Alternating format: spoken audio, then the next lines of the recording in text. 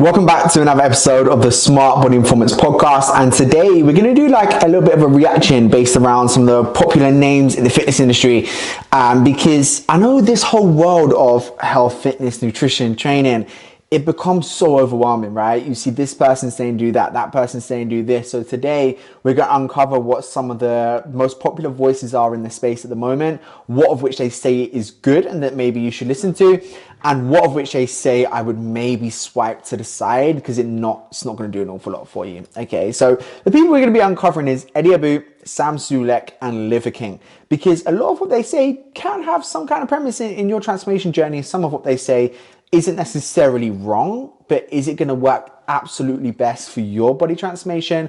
Maybe not. I'm going to tell you my opinion and why I think you should take a slightly different route. So, are they clickbait? Is their methods valid? And is there evidence to support their claims? We're about to find out, right? Because some of it also is fucking bollocks. So now what we're going to kind of go through is also what I've learned from coaching hundreds and hundreds of clients in person and online.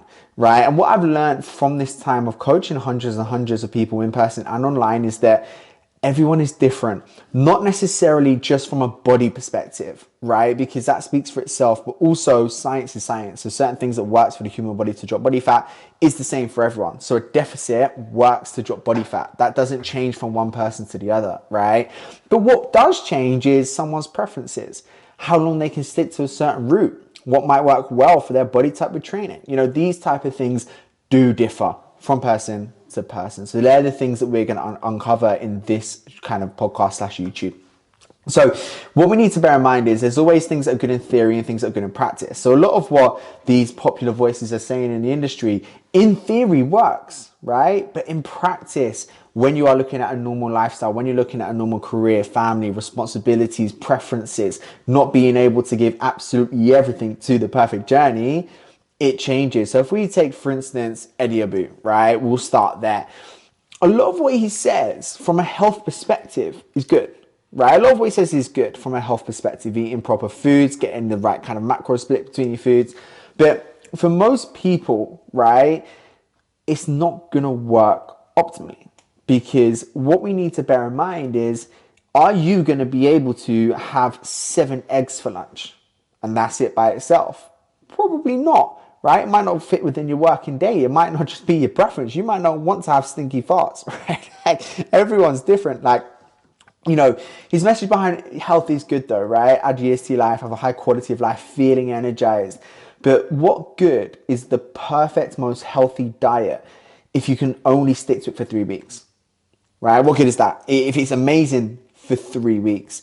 If you have to follow something that's not so perfectly optimal, but you can stick to it long term because you enjoy it, is that not going to be better for longevity, health, quality of life, adding years to your life and your energy? I would argue yes, right? Because like I say, you might not want something that's so monotone. It might not work in, your day to day, in your lifestyle. So it's important to bear that in mind, right? So, like the other thing that I know he promotes could have an issue in it as well is the very long fasting windows. Like, I'm on a 36-hour fast. And again, seriously low energy from that point, seriously low kind of will and want to do a 36-hour fast. Also, it can put your body into a catabolic state where you're losing both muscle tissue and body fat. So yeah, you might lose a load of body fat when you're fasting. Of course you are. You're not eating or drinking anything, right?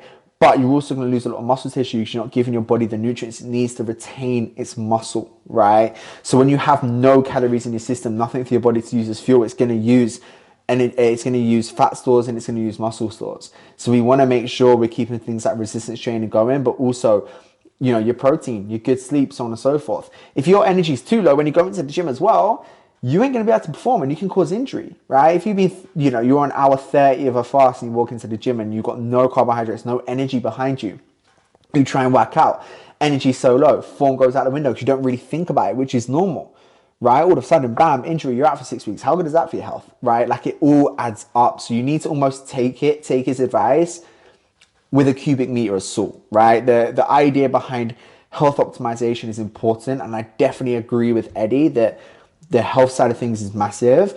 But what I also think you need to understand is, how can I take the I suppose the kind of idea behind the importance of health, and how can I take the premise of what he's trying to use and make it work within my day-to-day and my schedule. And if that means I've got to have one glass of wine a week and a little bite of chocolate because it keeps me consistent long term, then do it, because it means your health will benefit more longer term, as opposed to going all in, reverse straight away after 3 weeks because you don't enjoy it, right?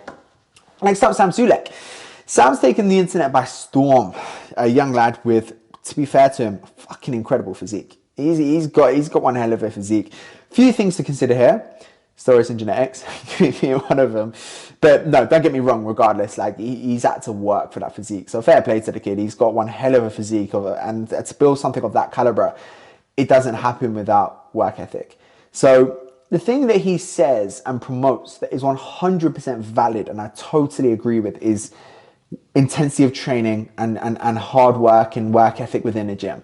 That I agree with. Like, he's a massive advocate of taking everything to failure and working extremely hard in the gym. Do I think some of his training techniques could be optimized? I know he's a big fan of partial reps and, you know, not taking certain exercises to, you know, the full extent and lengthening on certain muscles and so on and so forth. So from that perspective, I do think he could optimize his training a little bit more. But when you're training to that intensity with that consistency, you're going to create an adaptive response within the muscle. Now, the way we grow muscles, we create an adaptive response. So if he's doing that via partial reps, or he's doing it by a full range of motion, if he's training his failure, he's going to create an adaptive response, right? If he wants to optimize it a little bit more, hit slightly different fibers within his muscle, he's probably going to want to go through a little bit of a better range of motion with certain exercises. For those watching on YouTube, as an example, if I'm doing a lat pull down and I'm starting the movement from here, and I'm just doing this movement here, it looks like I'm trying to fucking pump a train or some shit.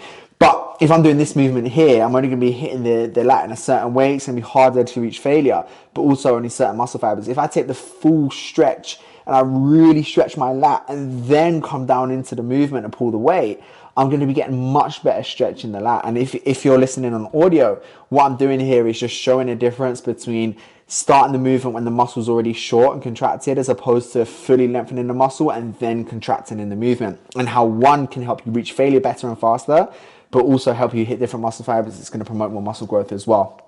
So a couple of considerations there, but like I say, the fella's training with some intensity. I mean, he works hard, and that's why he's got such an incredible physique, right? And with his nutrition, I mean, the man can eat, right? So when you eat big and you train big, you're gonna get big, right? And then when you partner assisted supplements and PEDs, so performance enhancing drugs, with that, I'm not going to accuse anyone, but the young age being that big, it'd be a big convenience if he wasn't, right? But again, you know, when he takes 99.9% of his sets to failure, you're gonna grow considerably, and fair play to him for doing that. Next up is Liver King. He's another one where he's like denied the claims of steroids and then came out when I lied, I did take it, and it's like, oh, fucking big shock. But you know, when you got a six pack on your fucking forehead, like you got to take what you say with a pinch of salt. But you know, he's all about the natural carnivore style diet, like our ancestors, right? Now, here's a few things. If you purely eat liver, balls, and heart, you probably throw up. Your digestion will be massively impaired just due to the sheer amount of protein you're having. Protein is the hardest for our body to digest, which is why it has a high thermic effect. So we burn a lot of the calories through digestion of protein, because it's a lot harder for our body to digest. So if we're having such high amounts of protein, you're going to get digestive issues. And from a digestive perspective, it's going to cause a lot of stomach pain. It's going to cause a lot of bloating and so forth. Your energy will probably be a little bit short just due to the short amount of carbs that you have in. And your health will be impacted just naturally, where you're not getting much of the other important nutrients into your body as well. So there are a couple of considerations there to make as well, right? Now, when we kind of look at this, the best thing you can do is have a strong balance between protein, carbohydrates, and fats, right? You got your microfibers and so forth as well, but for the most part, we focus on those macronutrients, and then micronutrients can take care of themselves when you've got good veg and the main macros. But protein, carbs, and fats, and having a good balance between them is massive, because that's when you can optimize cognitive and brain performance, your hormones, your metabolism, your strength, your muscle tissue, your energy, so on and so forth, right?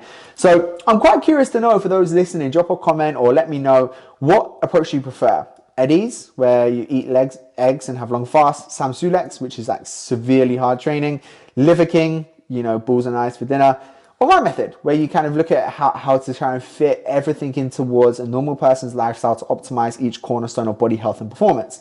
They all have its premise. And like I said, if you're stepping on stage for Mr. Olympia, taking some of the advice that's given could work, right? Most people ain't. So that's a consideration to make. I'd love to know your thoughts, and I will see everyone in the next episode.